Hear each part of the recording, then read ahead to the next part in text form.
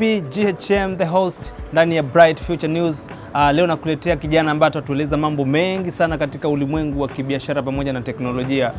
Ni linkage kubwa sana ambayo imefanyika kati ya biashara pamoja na teknolojia. Kama tunavyojua, business idea haitoki tu kwenye yale mazingira makubwa, kwenye mikutano mikubwa, kwenye occasion kubwa zenye watu wazito kama tulivyozoea, au sio bwana? Lakini business idea inaweza ikatokana na changamoto ndogo katika maisha ya kawaida na ikatengeneza kitu kikubwa sana. Sasa leo nakuletea kijana ambaye atatueleza from start to the end ilikuwa kuaje na mpaka hapa tulipofika, kuna nini. Karibu sana kijana katika platform zetu. Asante sana kwa kunipa wito, nimejisikia amani. Asanteni sana. Watanzania wanataka kujua we ni nani na unajihusisha na nini haswa? Mimi kwa majina naitwa Blize, ni professional graphic design, web developer pamoja na IT technician. Nimeanza masuala ya kiteknolojia toka muda mrefu mpaka leo nimetengeneza mfumo wa BlizeX. Okay. Kwa tunataka kujua sasa Blize, umesema BlizeX. Jina lako Blize, afu kuna teknolojia yako inaitwa BlizeX. BlizeX ni nini haswa? BlizeX ni kwa urefu naweza kusema ni Blize Exchange, ni marketplace ya kuuza vitu used kama magari, elektroniki kama ambayo ni simu, asset ambayo nyumba, viwanja pamoja na furniture. Na tunataka utufafanulie hivyo vitu used vinauzwa kupitia platform yako ama kupitia mtandao. Unakuwa na connection gani na hao wauzaji pamoja na wanunuzi? Naposema kwamba BlizeX ni marketplace ambayo inamconnect kati ya buyer na seller, ambayo nikiwa namaanisha kati ya muuzaji na mnunuzi. Ni mtu kimfano kama mnunuzi anapoingia kwenye marketplace yetu, kwenye website yetu, ataposti bidhaa yake, alafu mnunuzi ataona. Ni kitu ambacho kinahitaji umakini kidogo. Ili mimi nije ni posti nyumba yangu ambayo naiuza kwenye platform yako, inabidi niwe na vigezo gani kwenye hiyo platform yako? Kwa BlizeX tulivyojiwekea kwamba mtu aweze akatoka tu mbali kuja kuposti kwenye website yetu. Mtu ameamka leo anaamua kuposti kitu, tukiwa tunaogopa ili kumlinda mnunuzi asije akauziwa kitu cha wizi. Kimfano sana nikiongelea kwenye swala sana kama elektroniki, kuna malalamiko mengi sana, watu wanauziwa vitu vya wizi. Leo mtu kauziwa, kesho anakamatwa, anaambiwa ni kitu cha wizi.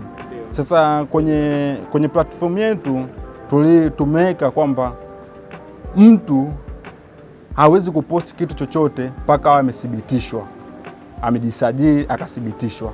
Na masuala ya kuthibitishwa, tunachukua taarifa zake binafsi kama namba ya NIDA ili kumlinda mnunuzi, sio kwa ajili ya kukusanya taarifa za muuzaji, bali sisi tunamlinda mnunuzi ili akiwa anaingia kwenye platform yetu ajisikie huru na akiwa salama, asije akawa na mawazo yote ya kuuziwa kitu cha wizi.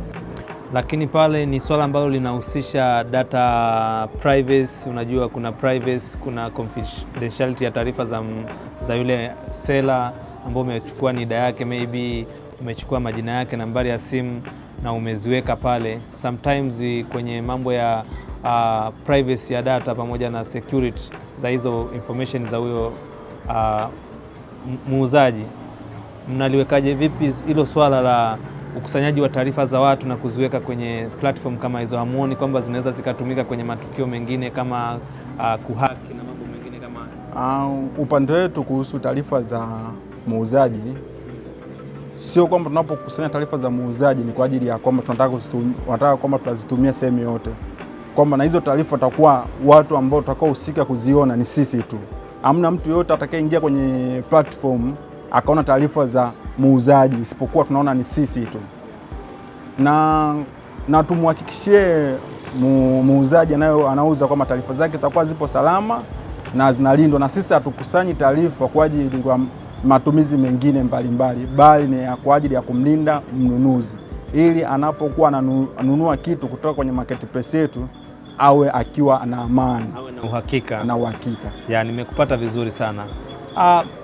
Tusiende mbali sana. Hii BlizeX ni business idea ambayo ni upcoming inakuja.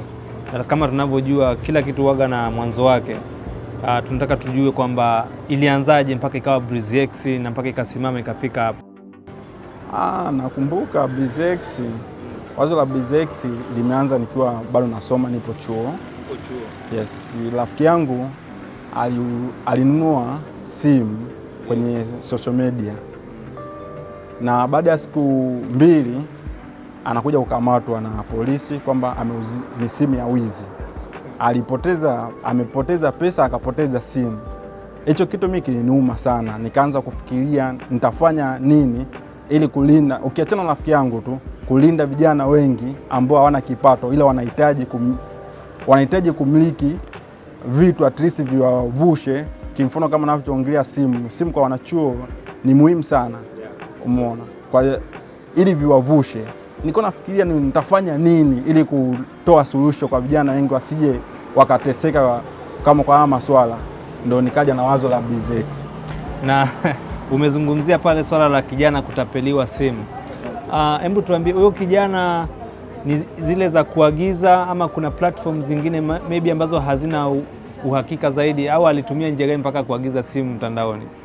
Nimesema kwamba alinunua simu kwenye social media. Kimfano kama anaingia mtu kwenye social media, ana scroll, anaangalia, nakuta kuna mtu kaposti, anaipenda hii simu, anampigia. Unakuwaga, unajua, ukiona bidhaa kwa mfano mimi naweza nikaingia kwenye platform yoyote nikasearch nikapata bidhaa, lakini swala ni pale ambapo unaenda kufanya maamuzi ya kununua na kufanya malipo. Unaona? Nalipa physically ama natuma hela kwa kupitia mtandao, afu ile bidhaa naweza nikafanya labda delivery. Rafiki yangu yeye waliuziana physically, kwamba kaona bidhaa, kuna mtu kampigia simu kwamba anauza simu yake. Kimfano kama wewe uposti simu yako kwenye social media, kuiona mimi, kimfano mimi nikakupigia, nilipokupigia tukafanya biashara physically, tukapeana.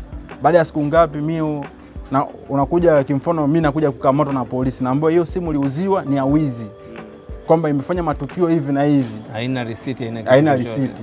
Sasa ndio maana mimi nikapata wazo ni nini nitafanya ili kutoa suluhisho kwa vijana wengine, kwamba sawa, watu hawana uwezo wa kununua. Kuna baadhi mtu wa kununua kitu anatamani kumiliki kitu, lakini hana uwezo wa kununua kitu kipya. Umeona, kuna mtu mwingine anacho kitu lakapata shida, anatamani auze ili shida yake aitatue. Sasa mtu anakuwa hizo changamoto za vitu vya wizi mara hivi, mwisho wa siku watu wanakuwa mtu yupo serious, lakini mtu anakuwa afanya nini? Uaminifu, mtu kuamini. Sasa ndio maana nikaja na wazo la kwamba la BreezyX, ambao kitu chochote utakachonunua kutoka kwenye marketplace yetu unakuwa na uhakika hujauziwa kitu cha wizi, kwa sababu sisi tumehakikisha muuzaji anayeuza kitu chake kwenye marketplace yetu anatambulika. Sawa kabisa, umetupa uhakika wa yule mtu kuwa na amani anapofanya manunuzi, kwamba anakuwa na assurance. Hebu tupe, manake sasa hivi tunasema hatuuzi tu bidhaa, lakini tunauza faida ama manufaa ambayo atanufaika nayo yule mnunuzi. Hebu tupe faida ya mtumiaji wa BreezyX platform kwenye kufanya manunuzi. Yule mtu anafaidika vipi kwa uchache zaidi? Kwa mtu ambaye anayenunua kupitia marketplace yetu, ndio yeye ana uhakika kupata kitu anachokihitaji. Atasearch, kimfano hata kama anahitaji furniture atapata, kama anahitaji labda liability ambayo nikimaanisha gari atapata, labda anahitaji asset ambayo kama nyumba, kiwanja atapata. Mtu anahitaji elektroniki, vitu vya elektroniki atapata. Na mtu anayefanya manunuzi kupitia marketplace yetu, sisi tuseme kwamba kwa lugha nzuri niseme ni simple kuitumia. Ndio. Akiingia atasearch, ataona vitu, hai nyepesi kuitumia. Okay. Na kama unavyojua kitu chochote kikifanyika na kikawa na msimamo na msingi mzuri, kinatengeneza pia uwanda wa ajira kwa watu wengine. Wewe hili swala la ajira kupitia BreezyX kwako wewe umeliwekaje? Ni swala ambalo linaweza likawapatia vijana opportunity ya kupata ajira? Ni kweli hilo, vijana wengi wa Kitanzania wanatamani sana wapate ajira. Kwa upande wetu BreezyX tutakapoizindua marketplace yetu, vijana wengi wataweza kujiajiri wenyewe, kwa sababu kijana ana uwezo wa ana kitu chake ambacho akitumii, akiposti kwenye marketplace yetu akauza, tayari ni chanzo cha ajira. Kuna mwingine anaweza kufanya labda anachukua vitu ambavyo vilivyoharibika na kuvirekebisha, kimfano kama furniture na afu akaposti, inakuwa afu akauza, inakuwa ni chanzo chake cha kipato cha kujikwamua. Alafu bado kuna upande kama BizX inapokuwa inaendelea kukua, tutatoa ajira kwa vijana kwa ajili ya kusimamia mifumo. So itakuwa ni chanzo cha ajira kwa vijana. BizX ni fursa kubwa sana kwa vijana. Na tungependa kujua kwamba BizX ina physical office, ambayo tukisema tunataka tuende ofisi sasa za BizX, maybe kumetokea changamoto ama ni kupitia tu mtandao peke yake? Ofisi zipo. Siku tutakapozindua ofisi zipo.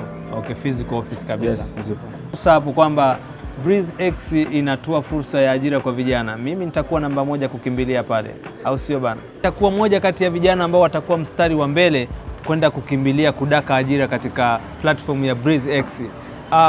Brizi, hebu tuambie BizX, matarajio yako inaanza lini hasa? Natarajia kuizindua tarehe 21 ya mwezi wa 4 2026 mwaka huu, ambao pia ni siku yangu ya kuzaliwa.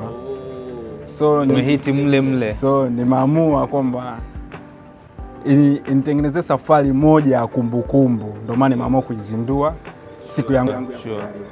Okay, nimeshawahi kuona idea nyingi sana watu wanaambatanisha na birthday zao, na ni kitu ambacho kinakuwa remarkable zaidi. Na ipi ndoto yako kubwa ambayo unaiona kupitia BizX? Ndoto kubwa, natamani BizX iwe marketplace ya kuuza vitu uzi kubwa Tanzania pamoja na Afrika. Natamani vijana wengi wa Tanzania wanufaike sana na BizX. Natamani BizX iwe marketplace ambayo mtu atakuwa ananunua kitu bila hofu yoyote na kwa amani. Ndio. Okay. Kijana mwenzangu, mpambanaji mwenzangu, tumeona jinsi ambavyo mambo yanaenda, lakini kuna swali moja la msingi mimi nataka kujua, na watazamaji najua watakuwa wamejiuliza jinsi ambavyo Brizi ametokelezea, amepiga suti.